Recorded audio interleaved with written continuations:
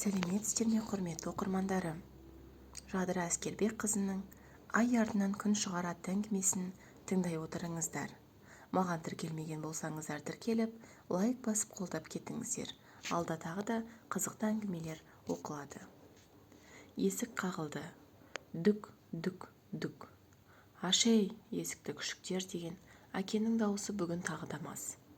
Алламай, қашан тыныштық болады екен? Балаларымды шырылдатып қойған мына өзі әке ма? Қу арағын қойсыншы, тыныштық бер Алла, тыныштық деген Айсұлу көзін сүртіп алақанымен бетін сипады да, тез қалың киімдеріңді киіңдер бол деді. Самал мен Жамалға қашамыз деген сыңай танытып. Есікті күшімен тартып ішкі ілмешегін үзіп ашқан Мұрат, өй өңшең оңбағандар деп кіргеннен Айсұлуға бас салып тепкінің астына алды. Анасының күнделікті таяқ жеп, көзімен денесі әбден көгеріп жүргеніне тойынған қыздары әкесін итеріп жіберіп, Айсұлуды сүйреп далаға сытылып қашып шықты. Үй артындағы бұрын машина жөндеген заводтың машина қалдықтары тау болып үйілген дөмбешіктің артына тығылды. Айсұлу аяғына етігін де киіп үлгермеген. Табаны жұқарған шұлығы жанына қардың суығын әбден батырды. Мама, мынау менің етігімді киіңізші, мен аяғымды сіздің алдыңызға қойып отырайын. Сіз үрлеп деміңізбен жылытыңыз деп Самал жылап жіберді. Жоқ ботам, жылама, ештеңе етпейді. Қазір әкең ұйықтаса үйге кіреміз деп ауыр күрсінген Айсұлу Самал мен Жамалды шәркиенің ішіне қысып құшақтап алды. Әдеттегідей сыртқа кіріп шығып, «Ей Айсұлу, үйге қайтыңдар, қазір бауыздаймын» деген Мұратта тынышталып ұйқыға кетті. Үшеуі дарбазаның темір ілгішін тартылдатпай іліп, салқынға сірескен аяқтарының ұшымен үйге кірді. Төрде жатқан Мұрат біліп қоймас үшін ас бөлменің бұрышына сырт киімдерін жамылып жатты. «Мама, сіз қанша аяса тоңсаңыз да, құшағыңыз ып-ыстық, мені жылытыңызшы» деп еркелеп қызы Жамал құшағына еніп ұйқыға кетті.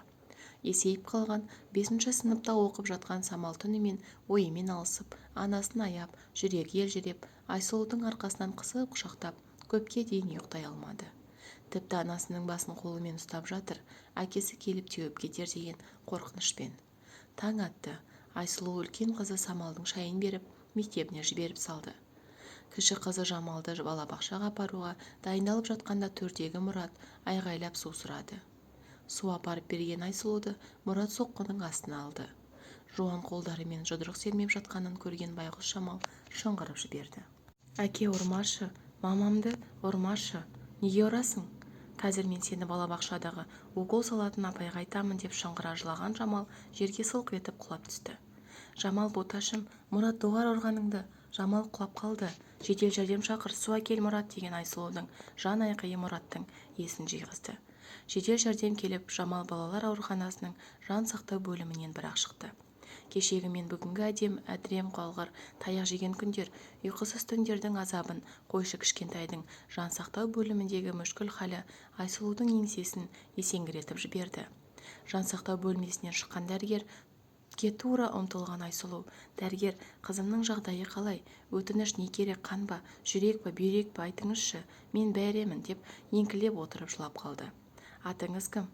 «Атым ба?» деп аптығып, «Айсұлумын, Сұлтан қызы Айсұлу» деді. «Айсұлу, сіз дереу қызыңыздың туу туралы куәлігін, медициналық кітапшасын маған жеткізіңіз. Жағдайы жаман емес, біз барлық көмекті жасадық. Сәлден кейін палатаға шығарамыз. Сіз оған дейін мазасын алмаңыз» деді. «Алламай, не үшін мені таңдадың? Әлемде менен басқа жан құрып қалды ма? Анау аппақ суық орында неге мені Жамалым жатыр? Бұл жалғаса беретін болса, кезек Самалға келсе не істеймін? Қазір осыдан үйге жетейін, Мұраттың үстінен арыз жазып, ұстатып жіберемін де ажырасуға өтініш беріп, қыздарымды алып қалаға кетемін» деген Айсұлудың ойында сан мыңдаған жақсылы жаман жылдар ойлар бір-бірімен жалысып келеді.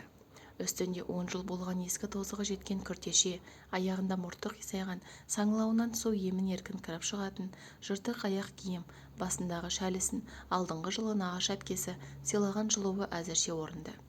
Үйге жеткенде тіпті түскі уақыттың 2 болғанын біліп, дереу темір дарбазаны ашып, ағаш есікпен үйге енгені сол екен. Асханада Мұрат маскүнем достарымен әңдетіп отыр. Айсұлудың қаны басынан шауып, 11 жылғы бойғы ашуы мен ызасы тұтанып, бомба болып жарылды. Тістерін тірестіріп, қайрап кеп, маскүнемдер, құртыңдар көздеріңді, бұл жер сендерге шарапхана ма? Жамалымның қандай күйге түскенінде қызықтырмаған сендей әкенің намысы жерге тапталып, күл боп кетсін деп ашумен Мараттың кеудесінен алған Айсұлудың қолына Мұрат пышақты соғып қалды. Пышақ білегінің орта жолына дейін кіргенін, қан тоқтамай тапшылып кеткенін көріп, Айсұлу қорықты. Мұрат, кешірші, енді ештеңе айтпаймын, мен екі қызыма керекпін ғой деп жылап жіберді. Мұрат өзінің осыншама опасыздық жасап тұрғанын қайдан түсіне қойсын, Айсұлудың сай-сүйегін сырқыратып пышақты суырып алды. Сол сәтте манағы маскүнем досы көршілерді шуылдатып, үйге жақын маңдағы үлкен балауса есімді әжей еңгезердей ұлымен кіріп келді. Балауса әжейді көрген Айсұлу бір өлімнен аман қалғанын сезінгендей өз-өзін жинап алды. Балауса әжейдің ұлы Мұратты жерге жығып қолын байлап ауыл сыртына алып кетті. Сол сәтте ауыл әйелдері жиналып қалған еді. Айсұлудың қолын дәкемен орап жедел жәрдем шақырып, алғашқы көмек көрсетілгеннен кейін көршілер сабыр тілеп үй-үйлеріне тарасып қайтты. Айсұлу самал келетін уақыттың болғанын ескеріп, қапшықта қалған 2 түйір картоп пен макаронды суға асып, үйге ретке келтірді. Самал мектебінен келіп, анасының дәкеге таңылған қолы мен көгерген көзін көріп көңілі түсіп, жалма-жан Жамалды сұрады. Бауыр ғой, жүрегі бір жамандықты сезді ме? Тыпыршып сабағында отыра алмаған Самал: «Мама, Жамал балабақшада ма? Кеше түнде далада жаурап қалған шығар. Суық тимеді ме екен? Жыламай балабақшасына барды ма?» деді. Айсұлу үнсіз қалды. «Әкең екеумізді кешіріңдерші». Таңертең болған жайттың бәрін Самал анасынан естіді. «Болды, мама, кетейікші. Жамал жазылғасын әкемізді тастап, басқа қалаға барып, тыныш өмір сүрейікші. Мен де басқа балалар сияқты бала болып ойнағым келеді. Сыртқа шықсам, әкемнің дәл балалар ойнайтын алаңқайда мас болып жатқанын көремін. Балалардың бәріне маскүнемнің қызы деген атқа ие болдым. Сені тепкінің астына алып ұрғанда Жамал екеуміздің өлгіміз келеді» деп жалынып отырған Самалдың сөзінен кейін Айсұлу: «Тұр, жина заттарыңды. 11 жылым босқа таяқ жеумен өтті. Сен екеуіңе де киімнің тәуірін, тамақтың тәттісін алып бере алмадық» деп киім-кешегін ала сөмкеге салып, құжаттарын жинап, ауруханаға манағы тамақтан алып, құлпы бұзылған ағаш есікті таспен тіреп, артына қарамастан кете барды. Ауруханаға бет алған жолда балауса әжейдің аласы Мұратты желкелеп әкеле жатыр екен. Мұраттың әбден қамшының астына түсіп, адам қалпына келгені көрініп тұр. Айсұлу аң-таң. «Айсұлу, кешір мені, ағаттық кетті. 11 жылдан бері ағат кеттім деген келіп тұр ма? Мұрат, сенің 2 қызың бар. Сенің мүмкін есіңе салуың керек па? Мені сонау Алматыда оқуда жүргенімде осыншалықты азаптауыңа көнсін деп тізерлеп тұрып қолымды сұрадың ба? Жетер. Самал қызым, аяғыңа жалынайын. Жүрсеге, қайда барып қалай өмір сүресіңдер?» деді, құдды бір тамақ не ақша әкелген күні болғандай. «Әке, сіз ешқашан бізге болсын деп ештеңе жасамадыңыз ғой. Мен сізден қатты қорқамын, және сізді жек көремін» деп ішінен айтып жылап жіберді. «Қош бол, Мұрат» деп Айсұлу мойнынан ауыр жүктің түскенін байқағандай сезініп, қызын қолтықтап, орталық ауруханаға жол тартты. Ауруханаға кіргеннен кейін Жамалдың қай палатаға көшірілгенін сұрап еді, медбикелер жауап бермеді. «Бас дәрігер сізді күтіп отыр» деген көңіліне күдік ұялап, іші бір бұрыс дұрыс хабардың естімесін сезіп, аяғы алға басқызбай, әзер дегенде дәрігер бөлмесінен тұтқасына қолы жетіп есікті қақпастан ішке ұмтылып: «Дәрігер, қызым қалай?» деді. «Өкінішке орай, Жамал қызыңыздан айырылып қалдық». «Не деп сандырақтап тұрсыз?» деп «Өтірік деңізші, қайда менің Жамалым?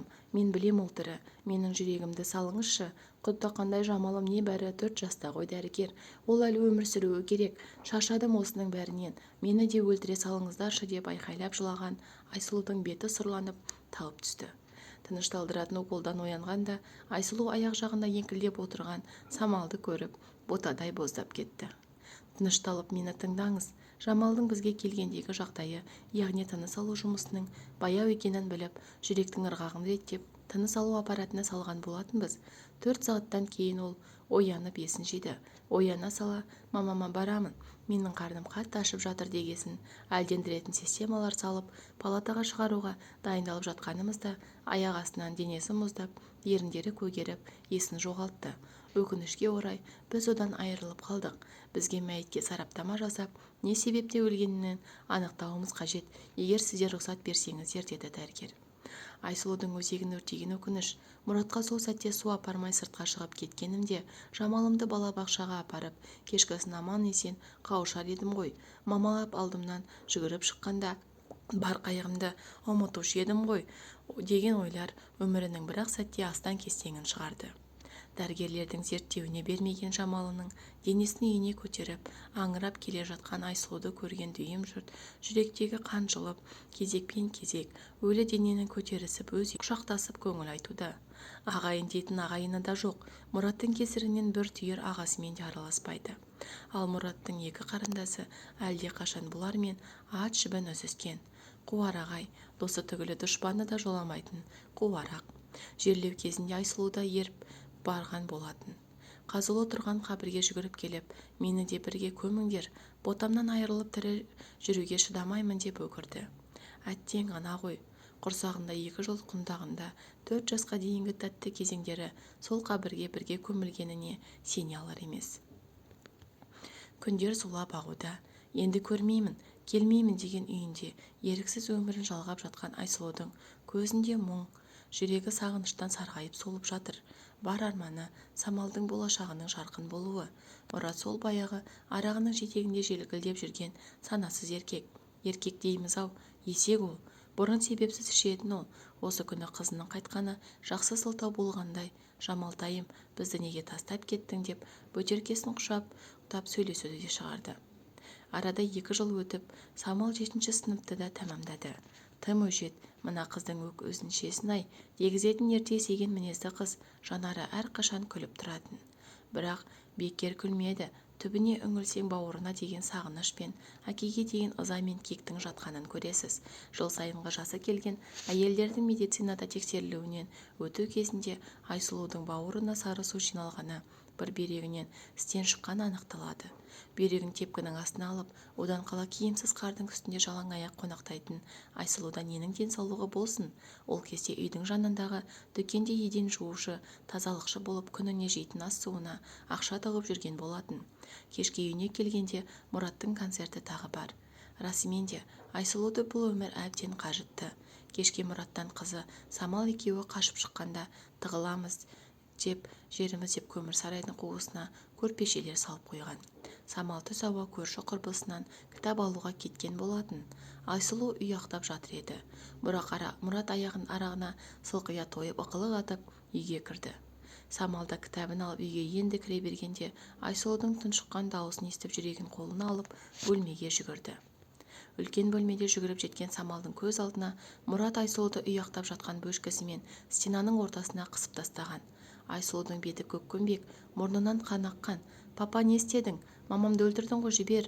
«Папау!» деп жылап далаға шыққан Самал есік алдында жер тепкілеп айғайлап көршілерден көмек сұрауда. Кейбіреулері терезені жауып алған, тағы біреулер өлсе өле қалсын дегендей есіктердің алдында жайбарақат жүр. Самалдың күнде маскүнем әкесінің үйге келе сала анасын соққының астына алатынын көрші түгілі сыныптастары мен ұстаздары да білетін.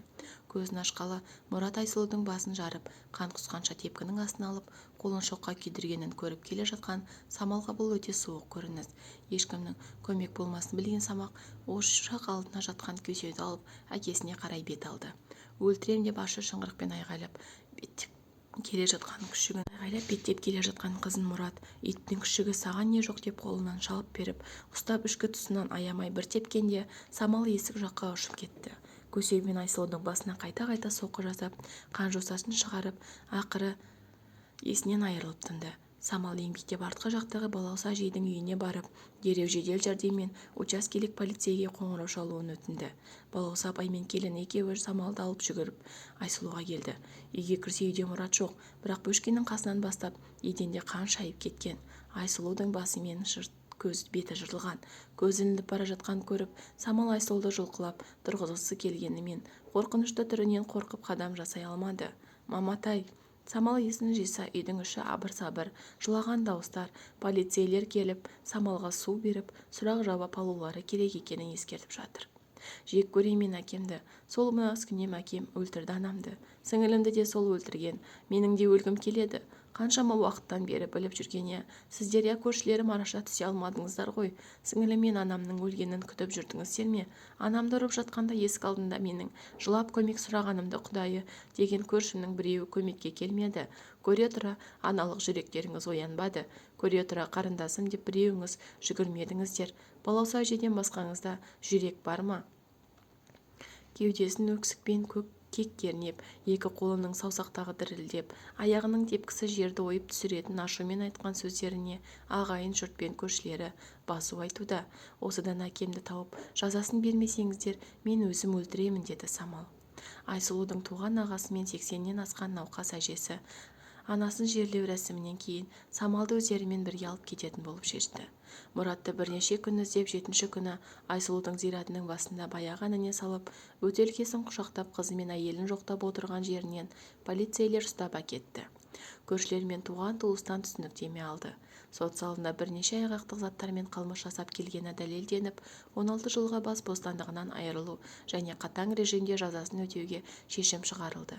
Айсұлудың қырқысы өтісімен Мұраттың араласпай кеткен екі қарындасы Самалды оңашада өздерімен бірге қалуын өтінді. Олардың ойы Самалды қамқорлыққа алдық деп үйді өз аттарына жаздырып алу, тағы қалса тұл жетім деген желеумен мемлекет төленетін үлкен жәрдемақысына ортақтасу еді. Айсұлу тірі кезінде Мұраттан осы екі қарындасының кесірінен талай таяқ жегені, отбасының берекесін бұзып кеткендерін көрген кездер еміс-еміс есінде қалып, бұл екеуін жек көріп кеткен Самал. Түске дейін Айсұлу мен Жамал жатқан көрші зиратқа келіп, нағашы ағасымен Құран бағыштап, үйдегі жүктерін жинап есікке қарай құлып салып, нағашыларымен бірге басқа ауданға кетті. Самал нағашыларының үйіне көп келмеген, нағашы жеңгесі жүзі жарқын, ұзын жіңішке бойлы, шала қазақ шикі орыс сары келіншек екен. Мектепте өзін-өзі тану пәнінен мұғалім болып жұмыс жасайды. Нағашы әжесінің отырып тұруы қиын, денсаулығы сыр бере бастаған кемпір. Нағашы ағасы қалада 15 күндік жұмыс барысында 15 күн демалады. Бұл ауданның ауасы кең, жусаңы тыныстау ашатын хош иісті. Мүмкін бұл ауданда маскүнем әке болмағандықтан жаны жатырқай қоймаған болу керек. Тез сіңісіп кетті. Сабақ үлгерімі жақсы болғаннан кейін үздік оқушылар оқитын гимназияға қабылданды. Жаңа оқу жылы Самал 8-ші сыныпқа көшті. Сұлу жеңгесі қолынан жетектеп жаңа мектебіне алып келді. Шашын жоғарыға түйген, көзілдірігін сүйір мұрнының ұшына апарып қойған, қисық көзді ерінінің қызыл опа-далаппен бояп алған толықша келген сынып жетекшісі Айнаш апай Самалды сынып оқушыларымен таныстырып, Нұрлан есімді ең тентек баланың жанындағы бос орынға жайғастырды. «О, жаңа парталасым, қош келдің, 2 күн өтпей орныңды таппай қалып мәңгіріп жүрме», деп қарқылдап күлді. Жаңа орта әсерлі сезілді ме, әлде Нұрланның мына сөзін түсінбеді ме? Самалдың көзі жасаурап үнсіз отырды. Қоңыраулар соғылып, сыныптағы басқа да ұл-қыздармен араласып үлгерді. Бірақ тұйық, әбден сеніміне селкеу түскен Самалдың адамдарға ашыла қоюы екі талай еді. Оқушылардың ешқайсысы Самалдың анасы мен сіңілісінің қайтыс болып, әкесінің түрмеге қамалып кеткенін білмейтін. Мамаң жас, сұлу екен деп жеңгесін сынып, қыздары анасы деп ойлапты. Ата-анаң кім болып жұмыс жасайды, деді біреусі. Анасы жоқ екен деп, аяушылық көзбен қарамасын деп, әкесі қылмыскер деп, кемістіп тастар деген қорқынышпен дереу өзін жинап алды да, анам мен әкем шетелге ұшып кеткен, жұмыстары сол жақта, ал мені нағашыларыма қалдырды, деді. Оңай емес, кеше ғана анасының қазасының ауыр болғаны көз алдына жатталып қалған. Қызым өлтірсе де өтірік айтпа деген анасының алғашқы рет қарсы шығып үйіне барған соң кішкене жаңа блокнотының алғашқы бетіне «Анашым, мен өтірік айттым, кешір» деп жазып қойды. 4-ші күні сыныпта сабақтан кейін қыздар жиналысы болады. Онда Айнаш апай қыздармен жұмыс жасайды. Тәртібімен, отбасында ата-аналарымен туатын мәселелеріне көмектесу, сабақ үлгерімдері деген сияқты тақырыптар да ашық сөйлеседі. Мұғалім Самалдың әрдайым көңілсіз жүретінін ескеріп, кеңсеге жеке сөйлесуге шақырды. Мұғалімнің мәнерлі сөйлеуі, сауаттылығы ұнайтын Самалға. Ашылып кеңінен ақтарылып, ішіндегі жасырына жылап тұратын Самалдың жағдайын апайына айтса, жеңілдермін деген оймен барлық сұрақтарға жауап беруге келісті. Апай, мен мамамды қатты сағындым. Анам күнде біздің көңіліміз түспес үшін күлетін, түнде көзін сүртіп, жасын жасыратын. Мен оның барлығын байқайтынмын. Үйдегі ұрыс-керіс басталғаннан жүрегім біртүрлі болып, бойым салқындайды. Анама әкемнің соққысына тиген жерінен тесіп шанши бастайтын. Жүрегім кейде бізді де әкем лақтырып жіберетін. Сіңілім Жамалдың жүрегі оған шыдамады. Ал әкем, ол менің балалығымның астан-кестеңін шығарған адам. Күннің атқаны мен түннің батқанында еркелеткенін көрмедік. Мына иттің күшіктері деген сөздерін білемін. Араққа ақша тауып келіңдер, әйтпесе бәрін қырам, жоям дейтін. Дүкенде еден жуатын анамның тапқаны кейде нанға да жетпей қалатын. Әкемнің қарындастары ақша керек болып жатыр деп бірде теледидарды, бірде тоңазытқышты сатуға алып кетті. Ал әкем араққа ақша табу үшін сатып ішетін дүниенің барлығын тасып кеттіңдер деп қарындастарын қуып, енді келместей етіп жіберген. Анамды сіңілімнің 1 жасқа толған туылған күнінде әкем тойлатып кеп қолын сындырған. Нағашы апам ашулан-ағам ашуланып, болды енді ажырасасыңдар деп анам мен бізді алып кетті. Ал әкем сау күнінде де, мас кезінде де анама келіп, үйге қайтпасаңдар бізді өлтіреміз деп қорқытатын. Ел-жұрттың әңгімесі бар, жаман әке болса да, 2 қызымды әкесіз өсіргенім дұрыс болмас деп қайтып келген болатын. Нағашы ағам, егер сонымен кететін болсаң, бізді ұмыт деген, ештеңе де өзгерген жоқ. Әкем жұмыстарынан шығып қала беретін.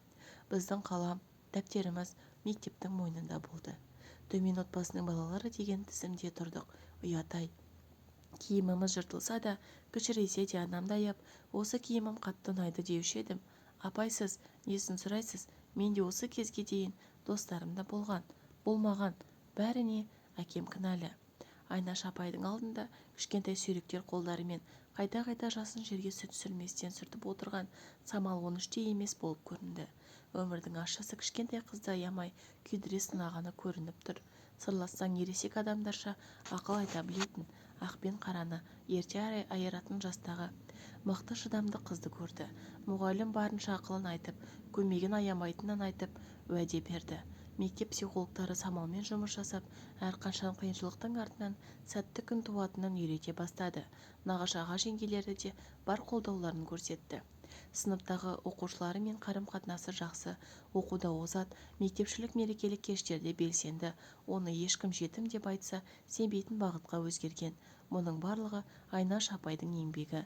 Әрине, мұның барлығы оңай келіп өзгере салған жоқ. Айнаш апай Самалмен әрдайым байланысып өмірін сұрап көргендей әсерде болды. 11 сыныптан ұшқалы тұрған көйлектері, шашын 2 жаққа түйген сұлу бой жеткендер мен галстукты шықитып таққан бос балалар, қолдарында шоқ гүлдер. Айнаш апайының ерекше көретін, қимайтын оқушыларының қатарында Самал да бар. Самал республикалық пәндерде бағын сынап жүрген болатын. Дәл осы күні ЖОО-ның білім грантын ұтып алғанын естігенде алғаш рет қуаныштан жасын сүртті. Мінберге мініп сөз сөйлеп алғыс айту үшін микрофонға жақындады. Менің сүйікті ұстаздарым, менің сүйікті сыныптастарым, менің жансыз бейнеме сұлулық сыйлаған әсем табиғатым, барлықтарыңызға мың алғыс. Сүреңсіз жолдарымның ойылған жерлерін түзетіп тегіс жолды бағыттай білген менің Айнаш апайыма, сіз менің әрдайым дұғамдасыз. О дүниеге аттанған анамнан кейінгі жүрегімнің орын алатын алтын адамсыз. Түрмеде жатса да тәубесіне келіп іздей қоймаған, әкеме деген ренішті ұмытуға көмектескен Айнаш апайым, сіз менің ұстазым ғана емес, анамсыз. Менің де бақытқа лайық екенімді ұғындырған, менің де толыққанды отбасында өскен балалармен бірдей ортада білім ала алуыма мүмкіндік берген баршаңызға алғыс, деп әдемі ғана жымиып төменге түсті. Жан-жақтан соғылған шапалақтардың ыстығы анасының риза болып маңдайын сипаған алақанын еске түсірді. Самал ЖОО-ны тәмамдап, өзі оқыған мектепке математика пәнінен мұғалім болып оралды. Баяғы тентек парталасы Нұрлан күнде таңертесімен қымбат көлігімен жұмысқа келіп тастап, кешке күтіп алып қайтып жүрді. Арада 1 жылдай уақыт өткен соң Нұрлан Самалды ата-ана бауырларымен таныстырды. Көп ұзамай нағашы аға жеңгелері Самалдың дүркіретіп ұзатуын жасап Нұрланға тұрмысқа берді. Қазір Самалдың енесі әр күн сайын тәрбиелі, ақылды келінін аузынан тастамай мақтап отырады. Қайынатасының көрген мейірімі әкесін кешіргенді. Қайынапа, қайынсіңілі құрбыларындай жақын. Мейірімі шексіз Алла тағала ана бақытын сыйлап құрсағына кішкентай адамды салып берді. Шекелері торсықтай егіз ұлдарын артынша сүйкімді егіз қыздарын дүниеге әкеліп, отбасындағы нағыз бақыттың куәсі болды. Алдымызда өмірдің нендей сынағы мен сыйын дайындап қоятынын ешқайсымыз, тіпті балгер бақсымыз да біле алмайды. Қиналғанда самал секілді алақанымызды жайып, тек Алладан сұрайық. 16 жылға сотталған әкесі түрмеден шығып мешітке барып, сәждеге басын қойып, намазын оқып жүр екен. Бір қызығы, Самал тұл жетім деген мемлекеттен алынатын жәрдемақысын жинап, бұрынғы өзі тұрған үйін жөндетіп, әкесіне қайтадан сыйға тартқан екен. Сөзбен айтып жеткізе алмайтын, әкенің қорлығын кешіру кез келгеннің қолынан келмейтін.